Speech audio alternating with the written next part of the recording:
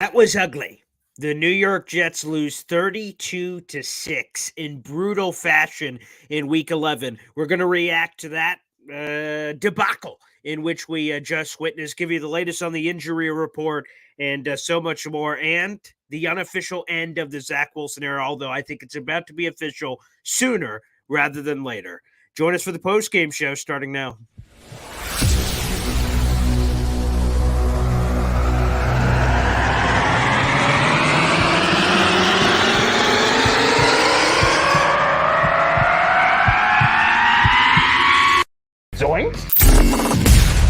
It is unequivocally the Super Bowl for New York Jet fans. Field Yates, baby. Field Gosh darn Yates. Let's bring him on the show. Come on, people. Connor Rogers is joining the show. What's up, Connor? But Trevor Gosh darn Sycamore, baby. For me, personally, my favorite New York Jet of all time. Wow, it's great to be on. What an intro that was right there. Paul, nobody does an intro like you, man. Paul, you give the best intro of literally any podcast that I've ever been. I'm gonna lose my gosh darn bananas.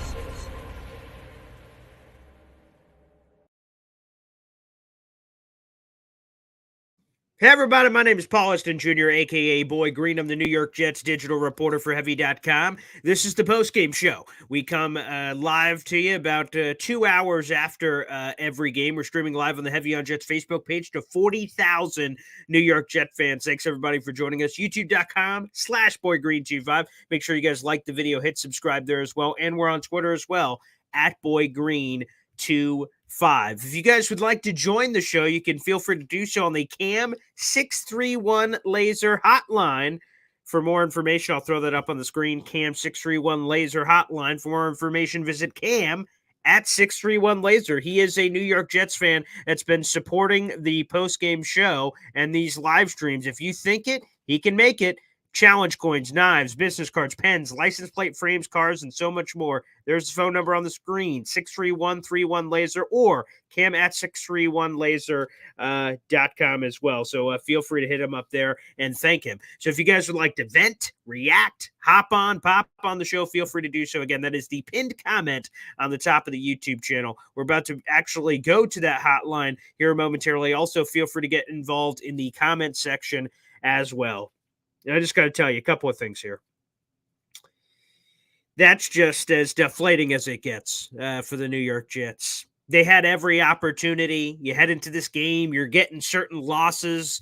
Everything's kind of setting up. The Jets played the Bills, obviously, tonight, and then they had the Dolphins on a short week, which they still have. So there was an inside path to the AFC East. It was ripe for the picking this year. The AFC in general, Joe Burrow out for the season. You hate seeing injuries. Joe Burrow out for the season. Deshaun Watson out for the season. The Bills being mediocre at 5-5 before this game. The Patriots being as bad as they've ever been. And then the Dolphins, even though they won earlier today, escaping that Las Vegas Raiders game, all within reach this year. A year that, man, you wish you had a healthy Aaron Rodgers. Who knows where the Jets would be right now, but there's a lot of problems that extend beyond the quarterback position. There's no doubt about it. But deflating, that's the only way to put this. And 2 injuries we'll be monitoring. Tony Adams, Jets safety, disgusting. He dislocated his finger, according to Robert Saleh, and I'm pretty sure I saw on the broadcast his broken bone sticking out of the glove. Gross. But he did return to the game, so nice set on that guy, that's for sure. Mekhi Becton, less certain. He was limping badly, carted to the locker room. We'll get an update on that tomorrow. Terrible news. And then also, before we jump over to that Cam 631 Laser hotline, Robert Saleh, non-committal in the quarterback position, which tells you everything you need to know. That's why I call it the quote-unquote unofficial era, because it's not official yet, but I imagine it will be in a handful of hours, if not at the latest tomorrow. Saleh's making a quarterback change. He left the door open, and the last time he left the door open, he made a change last year. So I anticipate Zach Wilson being benched, and he may go from QB1 to QB3. We'll see what happens. Tim Boyle's the only active quarterback on the 53-man roster. Trevor Siemian also on the practice squad. So TBD there as well. All right, let's go. We're going to have a bit of a co-host here on this post-game show, and let's go to him. And that is the Cam 631 Laser Hotline. Joe, going to vent, cry maybe a little, yell, scream. I'm not sure. There will be a lot of emotions happening here. Joe joining us here on the program as well. Joe, oh boy. Oh, What's boy. up, Paul? What's popping, baby? From Yeah. at the Fantasy Slant. Yes, thanks for joining us, man. Yeah. So we've rebranded. So we were I the see that. a couple years ago when we had you on, it was the Bean Apple. Yeah. And now we've kind of switched more to a fantasy aspect. So we do like Sunday morning fantasy shows, questions, answers, things of that nature. So it's a little more interactive that way. It's fun, but there may be a Jet slant coming. So might have you on that show in the future. But man, what a game, right? I mean, and like we talked about before, right? I mean, that's just the best way to really put this into words. Yeah. I mean, just absolutely deflating, like you said. And it's going to be interesting to see what comes with this. And I know a lot of people are saying this is the end of Zach Wilson. This is the end of it. Mm-hmm. More to come, obviously, on that. It's not like Tim Boyle stepped in and just, lit off fireworks and set the offense ablaze, right? He 7 for 14 for 33 yards and a terrible interception into triple coverage. I mean, that was a horrendous fourth throw. down, So, of course, but still terrible. Yeah. Right. But so I don't know if you have a clear option to go with on this moving forward. It's going to be interesting, especially on a very short week with a Friday game coming. If they do make that change, God bless this team for Friday, because it's going to be rough. It's going to be really, really rough trying to throw a new quarterback in there, especially if they try to elevate Trevor Siemian to see what he has with days of practice. Not going to be good. But I mean, just this offensive line is offensive. I mean, it's hard to believe that professional athletes can play this bad. And now with Becton going down with that ankle, which is probably going to be at the very least a high ankle sprain. Right. Yeah, that's the early expectation. We can share that. Rich Samini shared that in the middle of the game. The expectation from the Jet staff medically looking at him is a high ankle sprain. That could still be a couple of weeks. At least it's not some of the other things we've seen with Becton, historically speaking. So for that young man, who obviously is set to be an unrestricted free agent, but early on, even a high ankle sprain, that could be a couple of weeks. And being already this late in the year, it could ultimately be more than that. We'll see officially with the MRI tomorrow. Yeah, and let's not mince words here. Like with Mekhi Becton, injuries and recovery are not normal, right? I mean, everybody else can recover at a normal time frame, but you've got to add 2 or 3 times onto what Mekhi Becton's normal recoveries for injuries are. So if he has an high ankle sprain that's out 2 to 3 weeks, that's probably 6 to 8 weeks for him to recover from. Could be going off his track record, right? And if that's the case, you have no AVT, you've lost Becton, Lincoln Tomlinson's not playing like the player that we hoped he would be coming over. So, I mean, you've got it's turnstiles. I mean, we watched blitzes come straight through untouched. Dalvin Cook standing there watching blitzers come through as he watches Zach Wilson go down. I mean, I don't know what offense would succeed in this or how to fix it. And that's the tough part, is how do you fix it? And without Daniel Hackett getting creative, which we haven't seen yet, I don't know how you spring life into this offense. Yeah, there are monicums of things I like. The pony package, which is, for people who are unfamiliar with some of the football terminology, that's when you have multiple running backs in the backfield. So the shotgun set with Dalvin Cook and Breece Hall there's a little bit of success, created a little bit of confusion on the defense that had, again, relatively speaking, because the Jets had, 92 passing yards in this game. And that's as a team. That includes Thomas Morstead's 18-yarder on 4th down, which was actually more than that, but obviously the step out. But so, again, this is all relative. But I liked a little bit of the modicums of pony package. That was good to see.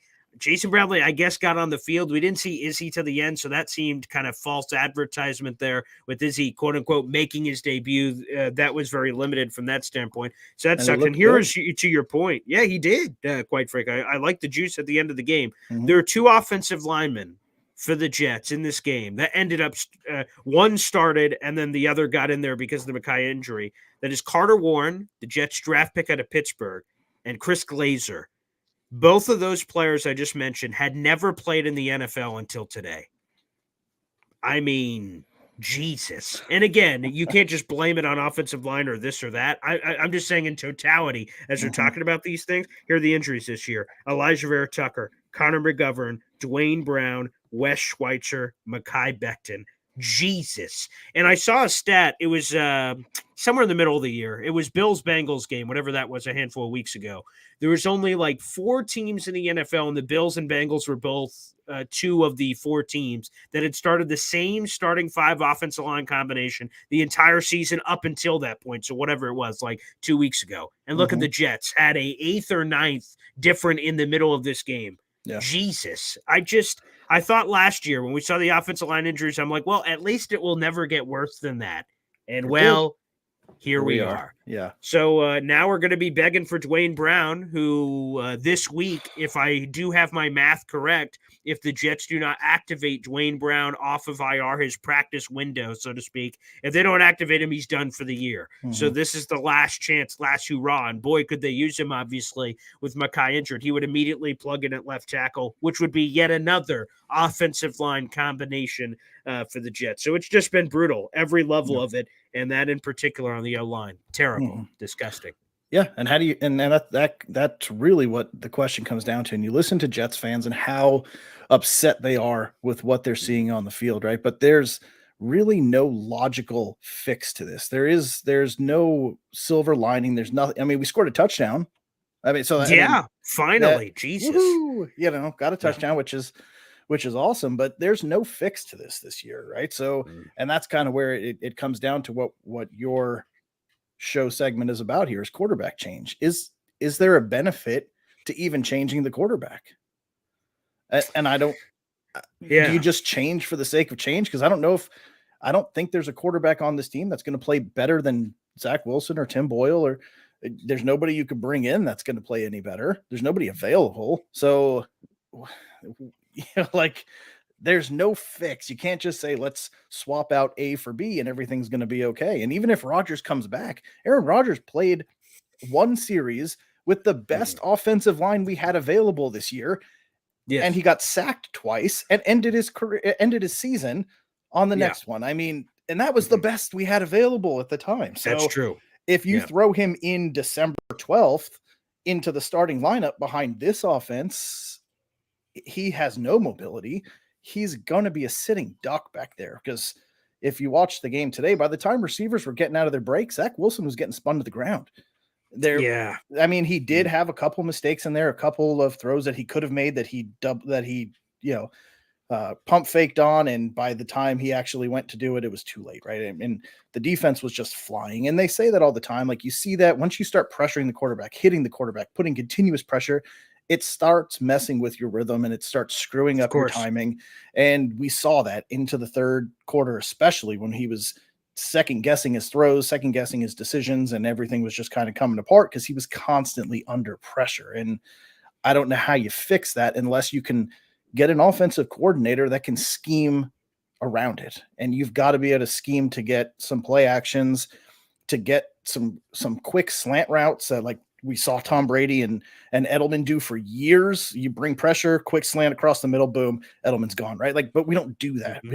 We don't do those types of plays. It's these 15-yard runs, and by the time they're cutting, Zach Wilson's running for his life, or he's on the ground already and the play's over. So it's how do you fix it? I don't know how you fix it this year, and it sucks because, like you said, the AFC is wide open. And even with the Bills winning, look at their schedule.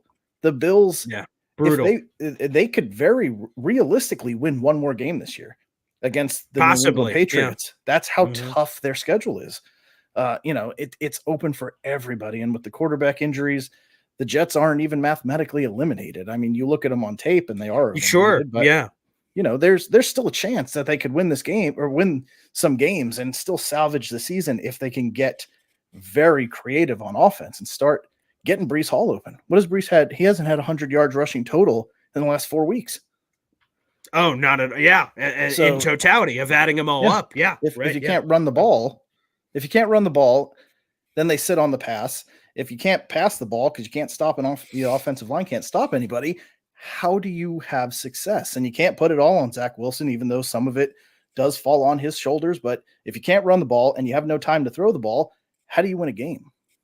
And man, they're just passing the mistakes to everyone. Garrett Wilson fumbles again, and he had like a robotic arm, for God's sakes. I have no idea what the official injury is on the elbow, but they had him locked up in a robo brace, covered in more, and he had the athletic tape on there too. I mean, Jesus. So you have the fumble there, penalties, more mistakes, drops. Zach Wilson holding the ball too long, offensive line sucking, play calling questionable.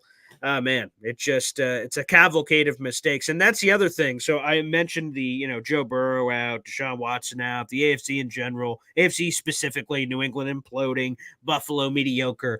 That not only like okay, Aaron Rodgers getting hurt week 1 sucks, like in a nutshell. The other thing that sucks is we keep getting these Aaron Rodgers breadcrumbs. This morning, Jake Glazer reports that Aaron Rodgers at the earliest would like to start practicing on December 2nd. He is about to be full-time with the team, regardless of what people will say about record or this or that. So he's going to go through that process at the very least, but that he believes that there's a belief that he could return, whether it's your mid-December date or the Commanders game, which is the Christmas Eve week, whichever. I don't have the date in front of me, whatever that one is, but that game in theory that he could return for if everything lined up. And that's the other part. That you think about this Raiders game, you think about the Chargers game. Now the Bills, straight up, they beat our ass.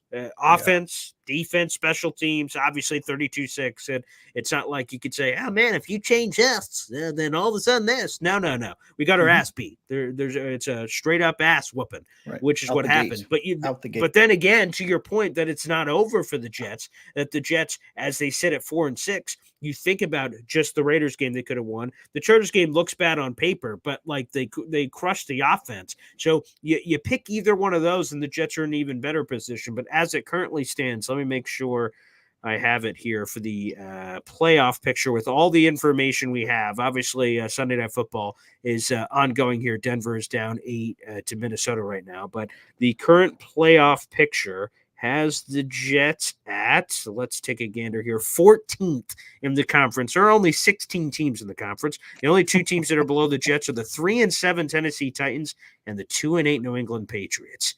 Gross. And now Buffalo with the win is right on the outside of the playoffs looking in. They're at 6-5.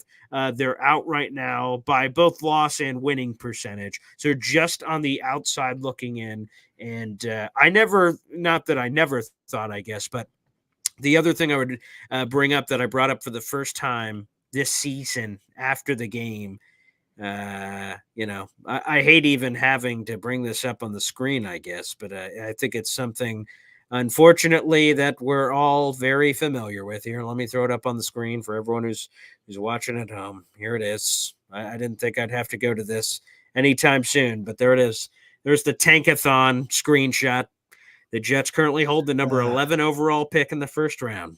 Thought we could delay. I mean, hell, I guess I will say this is more delayed than I've ever looked at Tankathon in recent seasons, but November 19th, right before Thanksgiving. Right.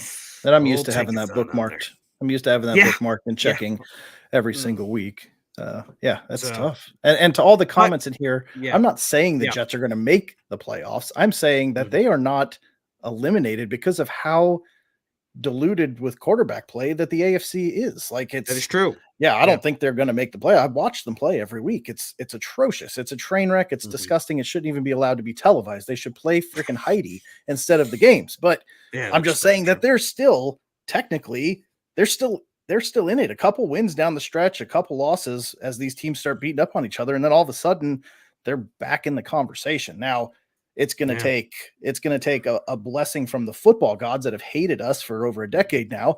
So we still need that sacrifice of throwing somebody into a volcano to try to turn that thing around. And I don't know who's going to step up for that. I'm not quite ready for that just yet, but maybe Joe Namath is ready to go. I don't know.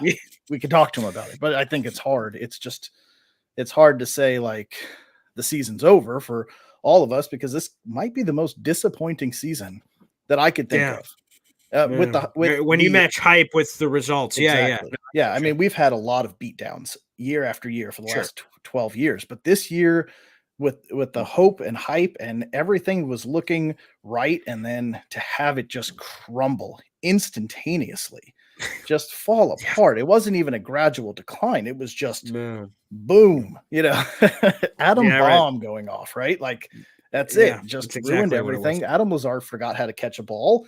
It's just More drops today. yeah. And luckily Cobb's not on the field anymore, but you want to That's see true. Brownlee. You want to see Yeah. Brownlee get out there and do some stuff. You're talking about explosive players like Robbie Chosen Anderson being released and maybe coming up. Well, Brownlee could fly, but we don't let him Sure. fly. Right. Yeah. It's man. I don't think he got a target today. Yeah. No, and that doesn't make any sense. Like heave it downfield just once, just to keep the defense honest.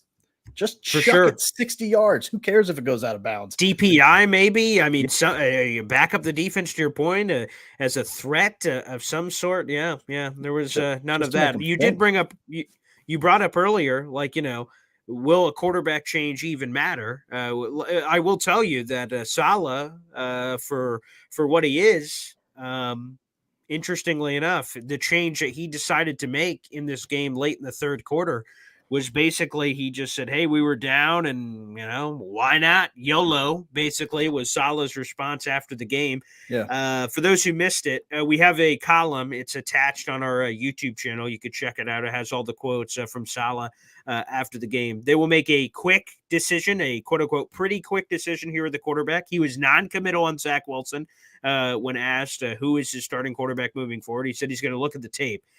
So a couple of things here. Number one, they bench Zach Wilson for the first time this season. So I think that's notable to itself, even regardless of the spin. Number two, the fact that Saleh didn't immediately after the game say, Zach Wilson's our guy. The fact that he's thinking about it, to me, indicates everything that we need to know, that I believe that a change is coming. And I believe it's going to be Tim Boyle. That's my educated guess. It would be weird for me. While he didn't show anything spectacular, he had 33 yards passing, 50% completion percentage, the pick on on the forced fourth down play. But he's been their QB2. I imagine he will get a whack at the pinata, even if it only lasts the one game against the Dolphins. And then they can explore Trevor Siemian or wherever else potentially this train will go. So I fully anticipate them, quote unquote, looking at the tape tonight and Tim Boyle being announced as the starter. I fully expect that to happen. And then eventually, like I said, maybe Trevor Siemian will get another whack. So to me, I think that's happening. This is the first time Saleh's been non-committal about Zach Wilson. That to me is notable. And again, obviously, as we've talked about, offensive line, injuries, play calling, there's all kinds of issues. But I believe that one that they will just kind of say, what do we have to lose here? Is a quarterback change and see if it gives you a spark. Obviously, it did in this game. I think it was too late. The score and everything had already been decided at that point. But a fresh start with Tim Boyle getting the full reps. Again, only QB1 gets the reps during the week. So Tim Boyle, in theory, getting that op ahead of a short week against the Dolphins. See what it can do. See if he could he's a professional. He can make calls. And he was doing it even in the game of sliding protection, doing this and that. That's just something Zach Wilson obviously isn't comfortable with. He hasn't been in the league as long as Tim Boyle. So I have very low expectations for Tim Boyle just taking over and being Aaron Rodgers 2.0. But there should be some sense of professionalism, which should make it at least a little bit better. And you just kind of see what's going to happen. So I don't think Tim Boyle's great. His career stats will tell you that. But at this point, what do you have to lose? Basically. Yeah. And the other side of that coin is, and I saw one of the comments go by that Sergeant Mike put in there with the run pass play calling. And I don't know how many times I'm sitting there watching and just knowing first down, you're going right up the middle, and it's Breece Hall for 0, Breece Hall for 2, and then it's 3rd and 8, and you're forcing Zach Wilson, and then you see the defense just pin their ears back. They bring 6, and he's swallowed up instantly because his offensive line can't stop anything. So again, the play calling has got to get figured out because they're setting any quarterback up for failure because we can't convert a 3rd down as it is, but you definitely can't continuously convert 3rd and longs. It's just no offense can do that. So, I mean, how do you fix the play calling? And at what point, and I understand that Aaron Rodgers just has the Jets by the balls. I mean, it's just the way it's just the way it is, and and they can't let Hackett go. You look at the Bills; they struggled a little bit, Mhm. and they fired their offensive coordinator. The Jets didn't score a touchdown for almost 200 minutes of gameplay, and That's Nathaniel wild. Hackett is still the offensive coordinator. of this The team. unquestioned offensive coordinator, I would just add to that. By the way, the Jets were 0 for 11 on third down, and you may say, but what about the penalty? Alan Lazard, technically penalty Doesn't conversions do not count on the stat sheet. So take that up with the NFL rules gods if you'd like, but 0 for 11. And I will be honest, I was wrong. The Raiders game, there was a pop. The Jets were 7 of 16 on third down. Now they lost. They got another painful L there. But I would just say the interesting thing is that the Jets were 7 of 16 on third down. So I said, hey, maybe that's a sign of what's to come. And I was dead wrong. Why don't we do this? Joe, keep being on as our co-host as long as you'd like. Obviously, if you want to leave at any point, feel free. I see we have another guest joining us, and I normally don't do this, but it's a Bills fan. He is my radio intern here in Syracuse. And I will be honest, before I even bring him on, I will brag that we made a bet. It was his inspired bet that week 1 Jets Bills. He was talking a lot of crap. And he said, let's make a bet for the Jets Bills game. I'm like, all right, what do you got? He said, the loser of this game, I'm a Jets fan, he's a Bills fan, will dye their hair hot pink. And I went, whoa. I'm like, whoa, that came out. So first off, he says he wants to bet. So I'm like, okay, do you want to, like, if I win, you wear some Jets gear. If you win, I wear some Bills gear. And then he just jumped to a different stratosphere saying, no, dye your hair hot pink for a month. And I went, Jesus. I'm like, well, mama didn't raise no. Let's go. And then obviously, Aaron Rodgers goes down 4 plays, and I'm like, oh boy. What have I done? What have I done? And then all of a sudden, I'm like, you know what? Maybe they can rally. And of course they do. And my intern dyes his hair hot pink, which was phenomenal. And he's here now. He has no pink hair, but I was going to say, is there leftover pink? Tell me maybe you could pull out the glasses and see the follicles, but let's bring him in. This is my intern from my radio show here in Syracuse, the Man Shout Show at Boyd Green. This is Ed, who is a Bills fan, but although he has Steelers behind him, so a little questionable. May want to change the gear there, Ed, but welcome to the Postgame show. How you doing, Ed? Oh, there he is. Yeah. Okay. Yeah. By the way, what's up with the Pittsburgh? What's up with the Pittsburgh? Before we even go, what is happening there? Terrible towel. There's a terrible towel behind you too. What in God's green earth? Where are you? Kenny Pickett break into your basement? Like, come on. Hey, fellas. Paul. Look, the Steelers are my second favorite team. Unfortunately, I put $20 on the game today. Yeah. And I lost that bet. So that's what thing. How? Oh, on the Steelers you're talking about? Steelers +1. Okay. Well, I'm sorry for your betting, but yeah. Hey, but I got Buffalo -7, so yeah, you covered. Yeah, that covered pretty safely. Yeah. You guys are huge Jets fans. I just want to know, what's more of a concern, the O-line or Nathaniel Hackett calling plays? Yes is the answer to that. And I'll combine it with what Joe just said, actually, because he said it so eloquently. You could probably write that in a poem. Aaron Rodgers has the Jets by the balls, and it's true. 100%. Because the fact of the matter is, let's be real. Let's all cut the baloney pretty thin here. Nathaniel Hackett ain't going anywhere. I'd be surprised. Let me go a step further. I'd be flabbergasted if the Jets, who they have another effective guy on the staff who has proven experience, and Todd Downing, who was right next to him. First off, Hackett was up in the booth for the first time. Jets said they were going to make a bunch of changes. He was up in the booth. And also by him, when they showed the camera up there, Todd Downing was next to him. That's the former Tennessee Titans offensive coordinator. So you actually have someone on the staff that has experience calling plays and being in that position. But with his relationship with Aaron Rodgers, there's just no way in my mind. There's just no way you take play calling away, because it's the same thing with the Zach Wilson benching in my mind. Once you take the genie out of the bottle, there's no way to put his fat ass back in. So like once it's uncorked, okay, here we are. Like in theory, Downing's the guy the rest of the year. And then what? Like the offseason comes. Okay, cool. Back to you, Hackett. Rodgers is your guy. Like that seems weird. Like it's either his or it's not his. I feel like if you take away play calling, you might as well fire his ass, because why else have him? It doesn't make any sense. So I would be shocked, Joe. I won't speak for you, but I would be shocked personally if Hackett loses play calling, because again, you might as well fire him in that sense. And I don't expect that to happen, because Aaron Rodgers, again, to Joe's point, has him by the balls, the cojones. Okay. And they have to make sure they don't upset him, because if they do, as I said, whether it be people have floated in the comments firing Saleh or firing this guy or firing this guy, that regime convinced Rodgers to come here. If you change any part of that equation, Rodgers could go, this is not what I signed up for. Flip the bird, say, I'm out of here, suckers, and I'm not coming. And then everything was all for naught, because you put all your eggs in the Rodgers basket. So to answer your question, Ed, and I'll let Joe speak here, is that, yes, offensive line and play calling are both issues. Quarterback play, there's a lot of issues. Yes to them all, but I also don't anticipate a Hackett change. Go ahead, Joe.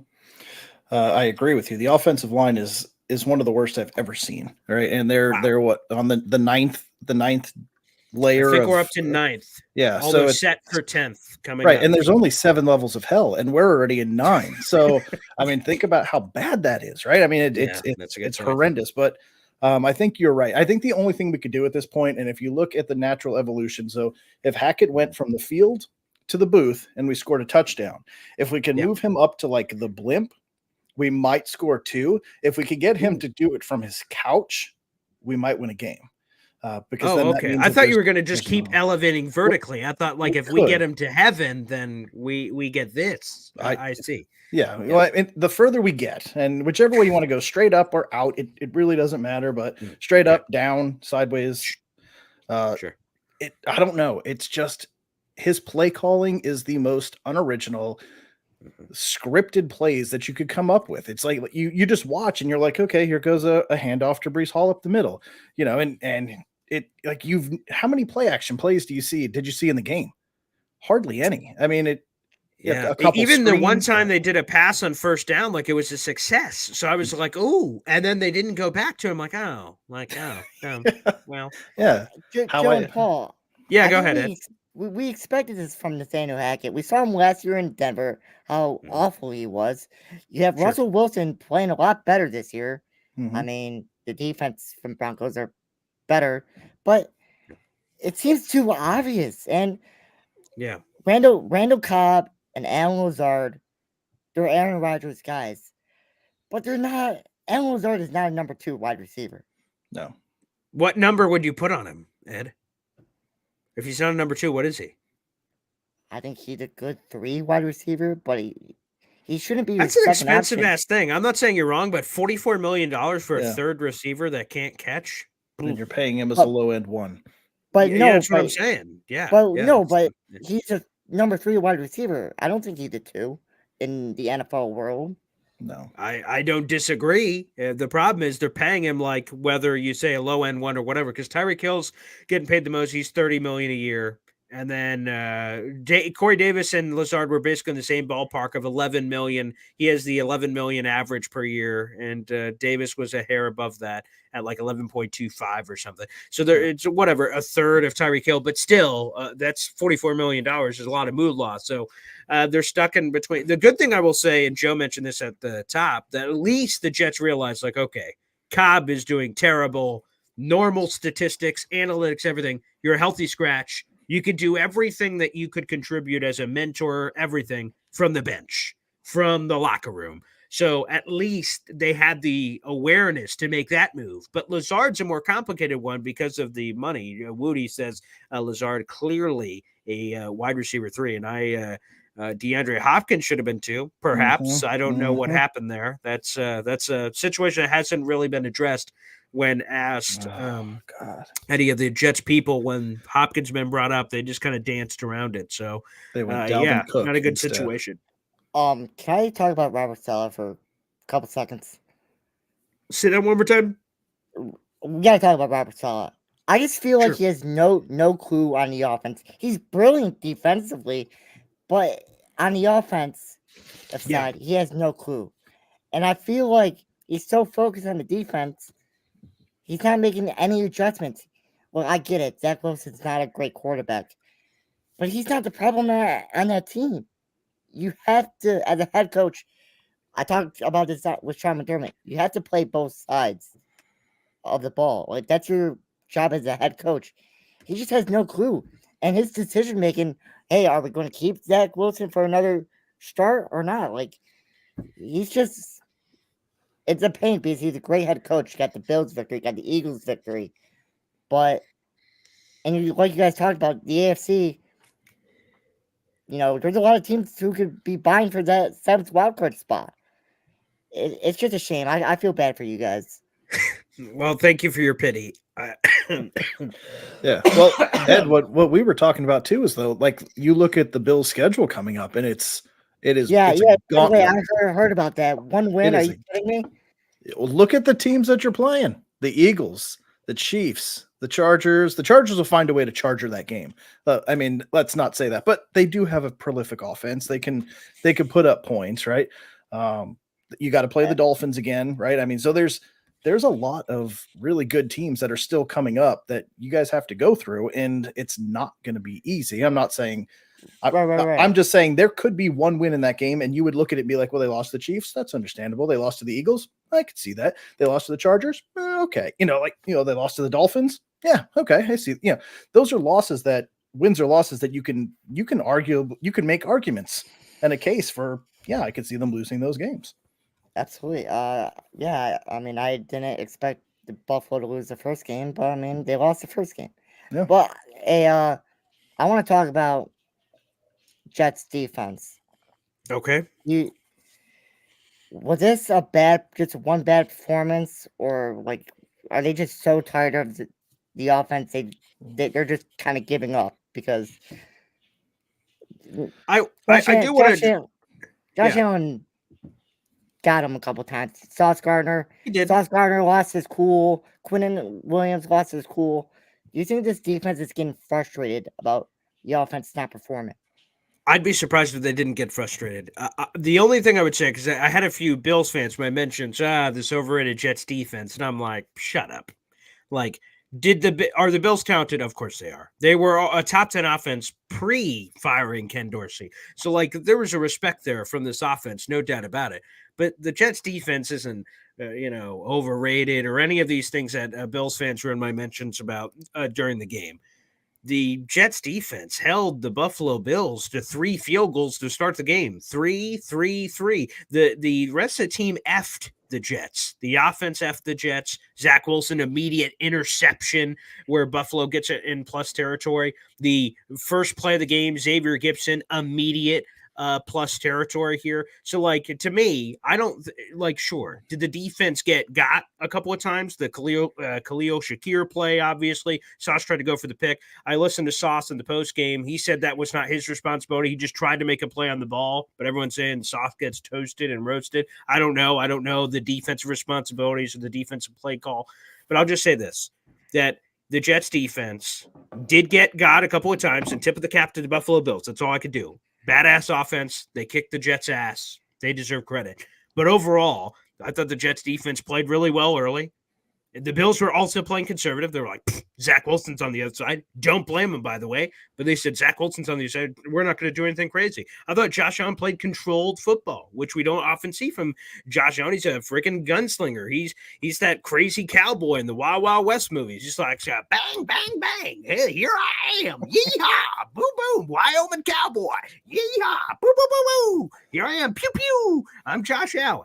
But he's tempted because he's got talent. The Khalil Shakir play, flat-footed throw, Jesus, what a rope. What a freaking throw to fit that in the only place he could. It takes we were talking about balls earlier, but balls being held by one or another. But to have the balls for Josh Allen to throw that dime is like, whoa. Okay, so I give them a lot of props, but I don't think the Jets defense is over. You didn't say this, Ed, but I'm just addressing all the Bills fans who are in my mentions. It's a perfect time to talk about it. All those people saying they're overrated, all this other stuff. They eventually got gassed for all these quick 3-and-outs. The Jets had 0 yards of offense till that final drive in the second half, or end of the first half, and the Morstead fake punt, or it would have been worse. So defense keeps trotting their ass back out there, and the Bills' offense is good, so they could keep getting after them. But frustration, absolutely. How could they not possibly be frustrated by what's going on, obviously? And by the way, Stephon Diggs did not have a big game. He was not existent in that offense today. Hey, it's the Jets players making things happen. What can I say? 4 for 27. Now, go ahead. We got one more person waiting in the call that we'll get to, but go ahead. Now, you guys, Bills fans, you're going to send Robert Saleh a Week 1 banner congratulating him for running into the end zone, beating my beloved Buffalo Bills. Hey, Robert Saleh, stay humble, my friend, because we see you twice. So shake hands with Sean McDermott at the end of the games. Don't be running through end zones. My gracious, man. Mic drop. Yeah. Thank you, Ed. Thank you. Yes, absolutely. Yeah, go Bills. There you go. Bills Mafia. Crazy. I think you do have to talk about, though, from the defensive side. Yeah. We've been watching the run defense get exploited week after, the last couple of weeks. Mm-hmm. It's a lot of bend but don't break, but the bends are coming from the running game mostly. Josh Allen played fantastic today, but you didn't see those numbers really start to pile up till the second half when you had that huge Khalil Shakir breakout 80-yard touchdown, really added to it. But it's the huge chunks of running plays that's very fair. You saw Josh Jacobs taking, you saw Austin Eckler taking. Now you're seeing James Cook had a great, what did he end up with?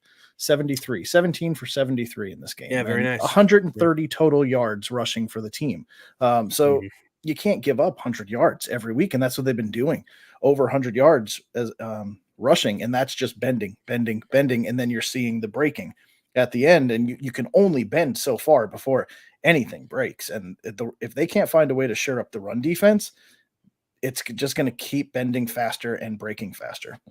Yeah, and the other part of the problem is Jets get after so I think it's twofold. First off, Jets offense not doing anything, so they fall into a hole early. Other teams say, well, we're going to run the ball with the lead, number one. Number two, Zach Wilson's on the other side. We're going to run the ball. And then even if we go 3 yards cloud of dust, we'll punt it back to that bastard and he'll make a mistake. So I think there's a little bit of that from the commitment from the run game. Let's quickly go back to the Cam 631 Laser hotline. For more information, visit Cam at 631 Laser. We got our boy Flash Gordon. I wish he was the savior of the universe because, boy, the Jets need it. No question about it. But let's bring him in. Flash Gordon, what's up, brother? Thanks for coming on the show. What's going on, guys? Hey, man, I appreciate you guys. Can you guys hear me pretty well? Yeah, we got you. Gotcha. Hey, man, what a crap of a game, right? Yeah, a complete shit show. Yeah. Mm-hmm. So what sucks about this game is everybody is crapping on the defense right now, right? Mm-hmm. Like everybody's like, oh, this defense sucks now. And all. We're expecting this defense to play perfect. We can't let the other team score any kind of points at all, and then we're happy with it. Yeah. Right? It's just crazy that we're expecting our defense to have 3 turnovers every single game for us to go ahead and win. Now, Tim Boyle coming in today, I think it was a couple quarters too late because from what I saw, right, he commanded that offense. He started yelling at a couple of the receivers that were not lined up where they were supposed to, and those are things that we have been missing. Seeing Zach on the sideline, I think that's it, man. He's done, and it should have been like this a long time ago. It's another hard road that we're going to have to go. I mean, do we beat Miami coming up? I don't know. I have no clue. Everything in my heart saying, hell no. Do I want to watch it on Black Friday? Yeah, because I'm a Jet fan and I love the damn team, and I'm going to stay there and watch it. Is my house going to be full of Giant fans? Yeah, because I'm getting all my family from Long Island coming to Virginia Beach to have Thanksgiving, so I'm going to have to hear DeVito has a better is a better quarterback than Zach Wilson, and he just played 2 games into this. Damn, you guys' wide receiver got beat by Echoes, who's a fucking slot corner, a nickel corner. I'm sorry, right? I don't know, man. Now everybody's saying, let's go ahead and get rid of Salah. Let's go ahead and get rid of JD. For who? What do we have in plan to go ahead and do that? Like, our fan base, I get it. We haven't had nothing for such a long time, but we got to do better as a team, man. If we want that team to be respected, we need to continue to be better as a fan base, man. I mean, I get it. I've been a fan since '87, seeing all the crap years and consistently having to deal with it, but I'm still here, you know. Hey, I don't know what else to say. I mean, what did you guys think of my boy Tim Boyle? How about Austin Davis? Right? Yeah, I'm going to be honest. I saw exactly what you saw, Mr. Flash Gordon. I saw Tim Boyle have a command. I saw just an adult in the room, maybe is the best way to put it. He went out there. He's calling audibles. He's calling shift protection. It just seemed like he just had a command. Like when Zach Wilson's out there, it just kind of seems like, you know, I hate to be blunt, but a Make-A-Wish kid going, wow, this is phenomenal. You know, I hate to be a dick, but like, you know, they're like, this is great. And like Tim Boyle's like, yeah, I've been here. I'm a quarterback. This is what happens. And again, the stats aren't crazy, but to the point, like the game was lost by the time he came in. So like really, regardless of what he did, I wasn't going to, outside of, I guess, thrown for 300 yards or something crazy, like, which was unrealistic to happen. Like there just seemed to be a command. And to me, I just feel like as soon as you open that door in Pandora's box, which Salah did, and then after the game was non-committal to Zach, which also just confirmed everything to me, I fully anticipate Tim Boyle being the quarterback against the Dolphins. And then let's see. Like this Bills game, it's hard for me to, outside of like, you know, kind of nuance things, like he had a command of the team and kind of rallied the troops and seeing some of the, you know, intangible stuff. Like, let's give him an actual week of practice, even though it's a short week, so it's limited. Obviously, the Friday game, today's already Sunday, so tomorrow they make the decision, and then Friday the game. Like, I mean, they're going to have to make some stuff happen really quick, but let's give him the quote-unquote full week of reps and line him up, and if there's a spark, which I fully anticipate, like all of a sudden, okay, here we go, like let's move this train, and it would be the most Jets thing ever to lose against the Raiders, Chargers, the Bills, and then upset the Miami Dolphins on Black Friday. And then it's, you know, the Sopranos. Just when we're out, they pull me back in. And then all of a sudden we're launched back into this thing. I just, we're right back in it. So Joe's mentioned it a few times that, you know, it's not over for the Jets. I know it feels over to a lot of people and for obvious reasons with the losing streak and the feeling of misery right now in this moment. But I think that the quarterback change has to happen. I think it's long overdue. It's time. I saw the spark in week 4, and that led me for a while. The spark, of course, Zach Wilson, that Chiefs game. But, like, we can't just – that's a moral cookie, and it was a loss. And ultimately, he didn't get it done. There's just been too much ineptitude. There's been too much not scoring touchdown. The only touchdown they got in this game, they only got because of a fake punt, or else the Jets would have punted it back, and the Bills may have scored again at the end of the half. So they're a little bit lucky with how the punt worked out to even get the spark for the quote-unquote touchdown Zach Wilson got. So, you know, it's the first touchdown since the Giants game. You're a Giants family that's visiting you for Thanksgiving. Like, thank God that happened. Or you would have been like, oh, I remember that one time we scored a touchdown. They were like a month ago? Well, yeah, that was it. Like, Jesus. So, like, you know, a quarterback change has to happen. So I liked what I saw from Tim Boyle. More to come. I want to see what he gets with a full week and then a full game plan and then working with the team, having some chemistry. These backup quarterbacks don't get any reps in practice. So, you know, getting some of that and then playing in a game, I'm kind of curious to see how he would look. What do you think, Joe, of Tim Boyle? Man, you know, I don't share your optimism. He came in garbage time when the game was over, and he still had 7. He was 7 for what, 14? Yeah, so 50% completion percentage and 30 yards. In basically mop up duty garbage time. I would have liked to have seen those numbers be a lot higher, especially when the game's out of hand, to feel better. I do agree with you on the aspect that he felt like he had a really good presence One, he was out there. It felt like it was a lot calmer than I think you've seen through a lot of it. But it felt also like when we saw Mike White come in last year. Mike White felt like he had that same command of the offense, and he had one really good game. And then they figured out like he can't throw deep, and that was the end of the Mike White experience, right? So I don't know what Tim Boyle is.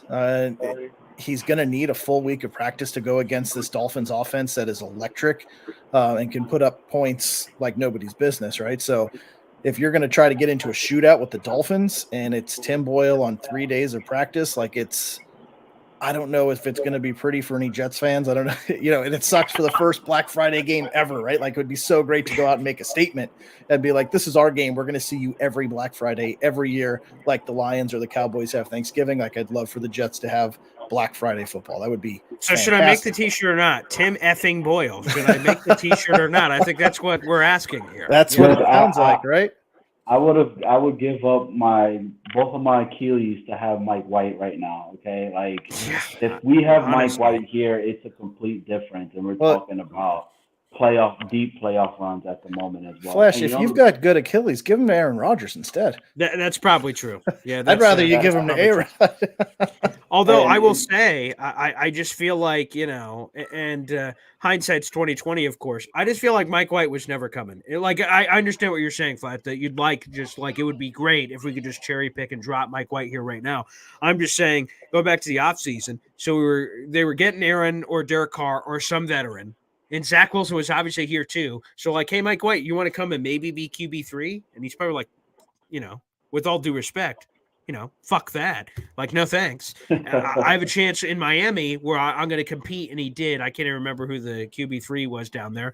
And that they fought for QB2 role. Skylar Thompson. Skylar Thompson. That was it. Thank you. And he wins a QB2 gig. And now he's the backup to a wildly injury-prone Tua. I don't blame Mike White for going down there. First off, Miami, the Babes. He went to college down there in Florida, so in the state of Florida. So awesome. Like I completely understand, but yeah, where the Jets really effed up, of course, if we're going back to that, is just I think someone reshared the tweet on March 27th. Robert Saleh announced Zach Wilson is the QB2 for this team.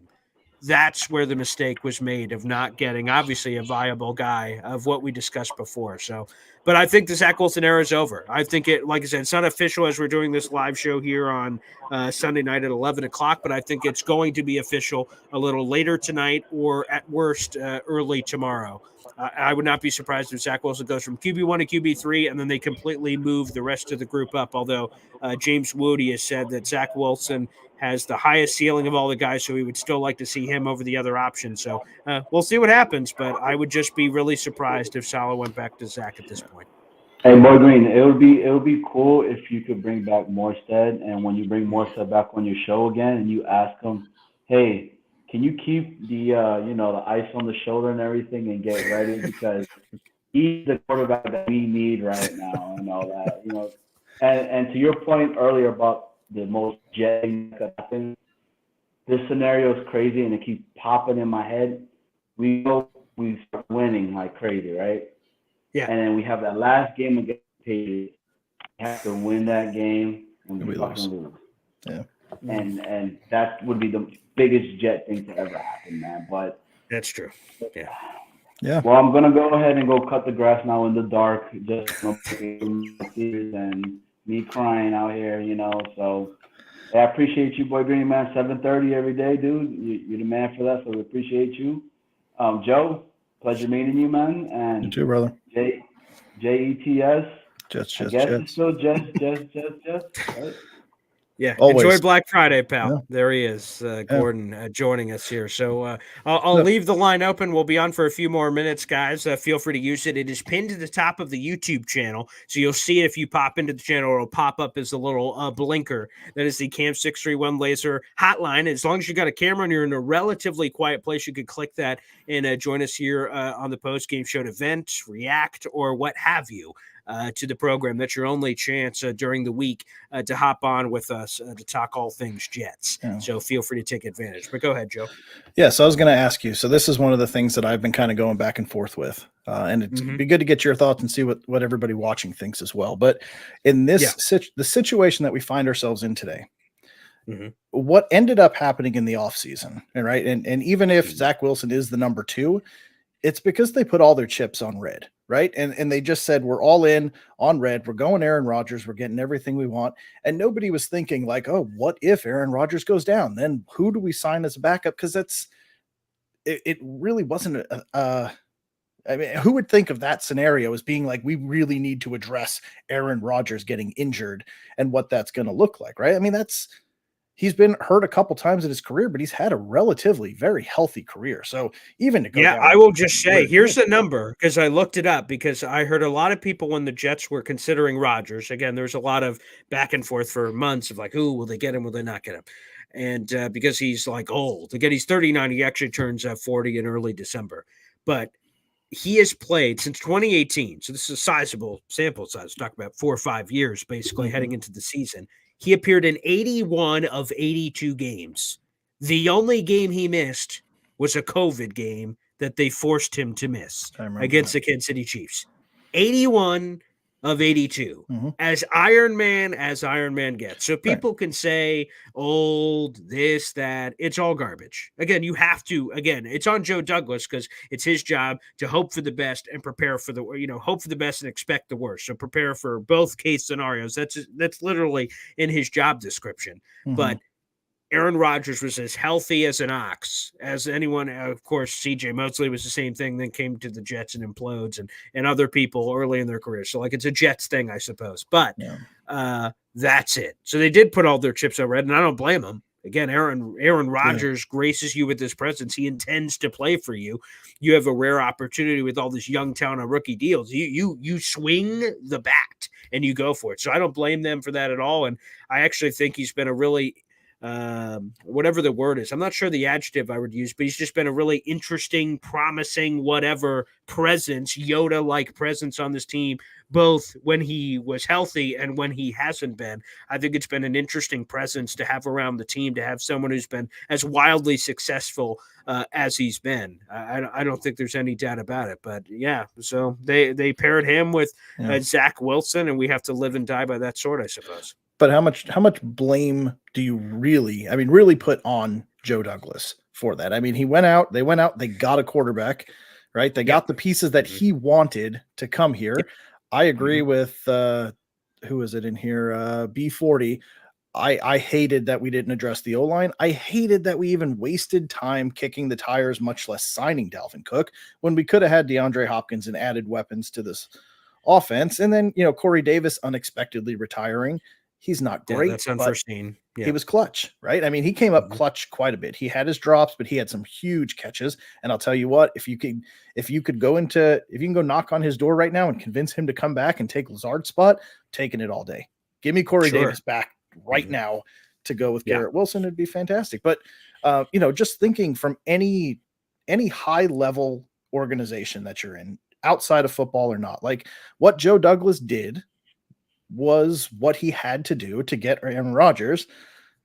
But how much blame do you put on him for Aaron Rodgers getting hurt in the situation that we're in? I know it's his job to make it right, but how much more could he have realistically done to prepare for this? Yeah, I guess there's two things here. So you draft Zach Wilson, and to me, all the other quarterbacks are terrible, not named Trevor Lawrence, who you didn't have a chance at anyway. So it is what it is. You can make misses. GMs make misses all the time. I think it's more than balanced out with Sauce and everybody else. But I would say it's not on that. Like, okay, you can if you want to blame him for blowing the second overall pick, fine. Like, who are you taking at number 2? Yeah, well, you didn't take Zach Wilson. People would argue that the other strategy of either the Darnold and pair with the Parsons or the Jamar Chase or what have you. But I'm even putting that aside. I'm not even considering that. But for people that want to, go ahead. I think my bigger thing is we get to this offseason and you're bringing in Aaron Rodgers. Like, it's the worst kept secret of football. You're getting him. It's just a formality of figuring it out. So now you're worrying about QB2. And to me, I think the QB2 situation is doubling down on your initial investment of saying, we still believe in this guy. We're going to cultivate him. And it worked out because you paired it with Aaron Rodgers, young guy, He said, "Oh, Aaron Rodgers, my idol. That'll work out." If you brought in Derek Carr, Jimmy Garoppolo, who are both hovering around 30 and 31 by the time the Jets were considering them, you couldn't have kept Zach Wilson because Zach Wilson would have been like, these guys could be here for a decade. There's no way I've got a path here. So they would have had to get rid of Zach Wilson because I imagine, not that Zach Wilson's a bad kid or anything, but like it would have been very awkward in the locker room to have 24-year-old Zach Wilson and 30-year-old guy that's being here for multiple years. That would have been a hard situation to navigate. So the Jets decided with Aaron Rodgers that they wanted Zach Wilson to be the backup. That ultimately falls at the feet of Joe Douglas because he could have given up on his project, say, you know what, 49ers, like you're going to get egg on your face for Trey Lance saying, all right, this didn't work. Boop, trade his ass for a 4th-round pick, which maybe the Jets could have done something like that, 4th, 5th, 6th, whatever it looks like. They trade him and give up. I mean, you admit to the failure, you wave the white flag, and then you bring in whoever your guy would have been. Maybe it's still Tim Boyle, but I would have hoped for some level of veteran backup, Brissett, whoever that guy is, whatever your flavor is. I think ultimately that error, whatever, falls at the feet of Joe Douglas ultimately. So how much blame do I give him? I give him significant blame. Yeah. Again, if Zach Wilson works out, he would have gotten all the credit. Like if Aaron Rodgers goes down and Zach Wilson, this team's, I don't know, I'm making this up, 7-3 right now. Like, Joe Douglas, what a friggin' genius. For Zach Wilson, everyone told him to get rid of his ass, and look, he kept him, and it was fantastic. Right. And look, Aaron Rodgers' magic immediately made him better and capable. But because it didn't work, he gets the blame. I just think that's a natural order of things. I mean, he has to hold the hat, right, and say, yeah, ultimately it's on me. Yeah. And you're right. I mean, 2 years from now, we could have had, go back to the beginning of the season, we'd have 2 Super Bowl rings 2 years from now, and Zach Wilson fully mentored, ready to step right in and just take the Brett Favre to Aaron Rodgers torch. But now take the Aaron Rodgers to Zach Wilson torch and just have another 18 years of glory in New York, right? A 20-year stretch of just happiness, joy that we're not allowed to have. But we were that was what was going to happen, right? 4 months ago. We're robbed. I feel bad for the kid. I will say this for Zach Wilson, obviously, and we have to consider this. It's hard to consider this now. He is the backup quarterback. He was not supposed to be the starter this year. Aaron Rodgers gets hurt. Zach Wilson is thrust into the spotlight. He is thrust in as the starter, and it sucks. It sucks for the kid. He was fully like, and I remember Aaron Rodgers talked about this before week 1 or during like the whatever pregame warmups or something. Zach Wilson and Aaron Rodgers hug, and Aaron Rodgers says something like to Zach, like, you're going to enjoy this year, man. Make the most of it. Zach Wilson's like, I can't wait to watch you, buddy, all year. And then Aaron Rodgers laughs as he's retelling the story. And 4 fucking plays later, he goes into the game.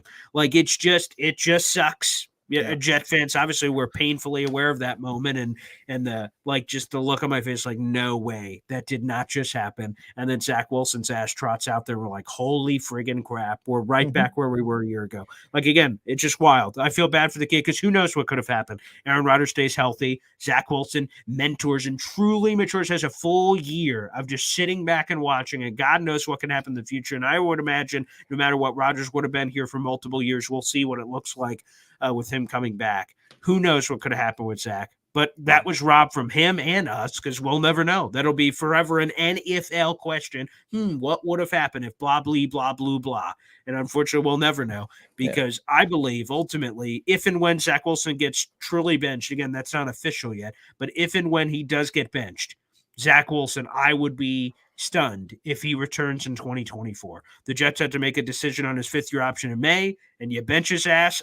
I don't know how you would sell to the fan base after whatever transpires this year. So far, they're 4-6. Whatever transpires this year to say, yep, he's our backup again. Like, that seems hard to believe. I would imagine he'd be shipped off in Trey Lancian style to whatever bidder like the Chiefs or something that say, we'll take a chance on him for a 7th-round pick as a developmental backup behind Mahomes as QB3 or something. Like that's I think that's where we're going ultimately. Yeah, I think you run into a huge problem though with when we're looking at that, right? Because 2 years from now, when Aaron Rodgers is probably going into retirement, where you're back to square one. You're drafting a quarterback again, I guess. Like, Unless this year continues down this road, then we're looking at a close to a top 10 pick, and maybe you're trying to grab a QB at that point. But which I probably doubt, because whatever we look to Tankathon, they have the 11th overall pick right now. Yeah. If Aaron Rodgers come back as he is, again, barring something unforeseen we don't see, I imagine the Jets are probably taking an offensive tackle or a wide receiver with that first round, based on I haven't dove into the draft yet because I've been trying to avoid that, but eventually apparently we're going to have to. But probably offensive tackle or wide receiver is probably where the Jets are going with that first round pick to give a win now piece immediately to Aaron Rodgers. That's what I fully anticipate is going to transpire. But I guess we'll see ultimately what they decide to do with that pick. But I would imagine you don't want to Jordan Love Aaron Rodgers' ass, and he goes, another piece that we can't use, way to blow it, and then cause potential strife. So I would imagine it's a win now piece, which again, think about this, which is tough to think about. Let's go back to, end where we started, the injuries. Again, Tony Adams, dislocated finger. That was disgusting, but he returned to the game. Mekhi Becton, ankle injury. We'll see. The early prognosis that we hear, this is not from the Jets, this is from people outside the building, is that it is a high ankle sprain. If it is, that'll be multiple weeks.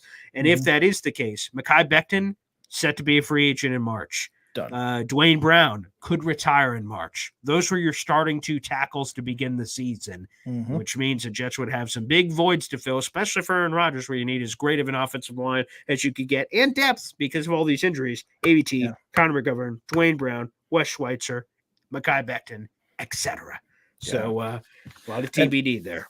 Do they now, I'm not a doctor, surprisingly, but I've watched some shows, but I always thought that when the bone is sticking through the skin, that's technically called a compound fracture, not a dislocation. But I guess we just because that was disgusting when it's ripped through the glove. And I'm seeing white bone. Oh man. that happened. They show it and it just looks like his finger is like an accordion. And then I'm like, what is that? And they zoom in and it looked like his green glove. There was a boop poking out of glove and his hand was all mangled. I'm like, Jesus. Yeah. And then after the game, Robert Sauer said, he's dealing with a dislocated finger. Again, dislocated is like major pain. I break it to the left, not like the accordion break in which we believed we saw. But again, all I could say is, Tony Adams, I salute you, sir. You came back in the game. They Ronnie Lotted his ass. Apparently they didn't amputate it, but slap on the cheeks, get your ass back out there. God bless Tony Adams. You're a better man than me. With that? Oh my God. Yeah. Damn. What a trooper. And he was already struggling before that. So wow. Well, Joe, I want to thank you for popping on. Feel free to do this anytime, man, for these post-game shows. There's a lot of fun. Get another voice to bounce off these all these off of. And thank you, everyone, for joining us, all the guests throughout the show to pop on that Cam 631 laser outline. Thanks, buddy. Yeah. Thanks for having me on. It was great, too. I feel so much better. I feel like this weight is just This is cathartic. Yeah. It feels good. Yeah. It feels good. But, if I could shout out real quick, check out the Fantasy Slant. Yes, please do. Sunday mornings, hour before game time. We're on there, just talk football, answer questions. If you're in a conundrum on who to start, we are going to help you through that. And we're and I'm not gonna brag too much, but pretty dang accurate, because I keep track of all of our stats too, of who we recommend, and I would say well over 90% of the right choices. Wow. So not 100%, nobody is, but if I was, I wouldn't be on YouTube, I'd be on ESPN. Yeah. But but we have a great show. Come talk football with us every Sunday hour before game start. We come on YouTube, the Fantasy Slant. Come check us out. Wow, I love that. You said that, like, no one's 100%. I was about to say the Jets on fourth down, but they had that last one, or they would have been. They were 4 for 4. Yeah. How's that? 0 for 11 on third down. They were 4 for 4 on fourth down until the final drive. It doesn't make sense. It doesn't make sense. Wow. But that's the season. So it actually does, right? Yeah, I guess in a microcosm. Yeah. All right, everybody, we'll be back tomorrow morning. It's 11:20 at night, and then the Sunday night football game's wrapping up. The Broncos took a late lead. It looked like it was a Cortland Sutton touchdown, because speaking of fantasy, I got a nice notification on that. A Cortland Sutton 15-yard touchdown. The two-pointer failed, or there would have been up a three-piece. Vikings have the ball with under 45 seconds left. So, guys, go enjoy the rest of that, whatever that looks like. We'll be back tomorrow morning, as we are every Monday, with Italy Jet. We'll have Brian Miller, who's my good buddy from Fin Fanatic. He joins us on Tuesday. And we will have a show every day this week, including the holidays. So happy holidays to you, Joe, and your family. And happy holidays to everybody who's tuning in. We will have the Boy Green Daily every day, including the holiday, leading all the way up to Black Friday for game day. That will be Woody. He'll be joining us back on Friday for that as well. So thanks, brother, for popping in. And thanks, everybody, for tuning in. And we'll see you in a couple hours for Boy Green Daily. Thanks, everybody.